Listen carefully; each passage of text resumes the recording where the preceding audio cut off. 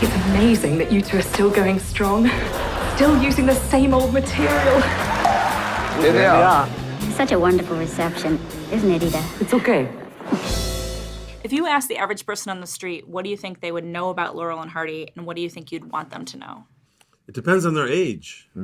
I would say older people would know right away who Laurel and Hardy were. I would say people in the mid-range would say, oh, yeah, right. And the younger people would say, who? And then we would say, the fat guy and the skinny guy. And they go, oh, right. They wear the hats. It's funny because the graphic image of them, in a way, is what endures. It's like salt and pepper, light and shadow, yin and yang, Laurel and Hardy. Like it's something that there's an eternal quality to them that I think people, even younger people, still recognize. Yeah, and I'm hoping that if this movie is going to go as well as seems to be the case from the response we've had so far, that will open that door up to younger people to go and discover just go and rediscover them, because there's something timeless about the comedy that.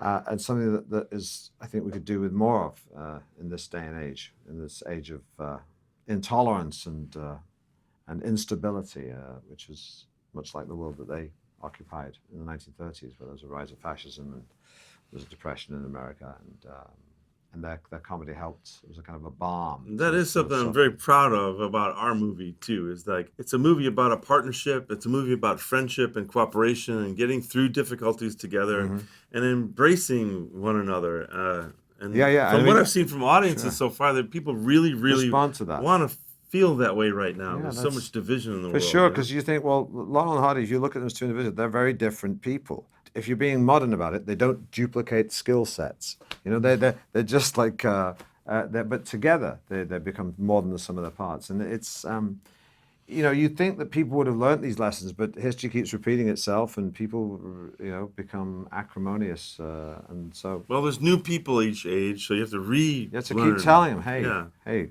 wake up. I read that you said that you cried more at the premiere of this movie than any other movie you'd been in. I know your performance wasn't that bad. Honestly. I know. It really wasn't.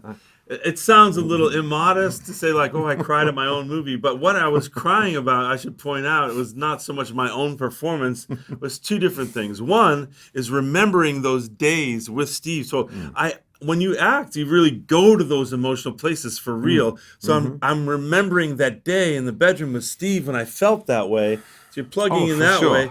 But what really pushes it over the top for me when I watch this film is realizing what it must have been like for these guys, for Stan and Ollie. So the film's effective in that way, even for me, who was in the film. I couldn't agree more with what John says.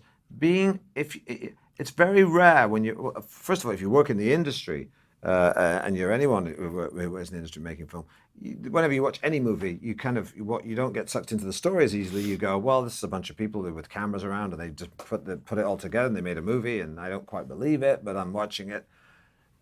But a good movie is where you forget about all that, even though you've worked in movies. And I do feel like when I watch Stan and Ollie the movie, I forget that it's me or John, and I get sucked into these the real people I think I'm watching, and that's a good a testament as any, I think. I'll miss us when we're gone. So will you.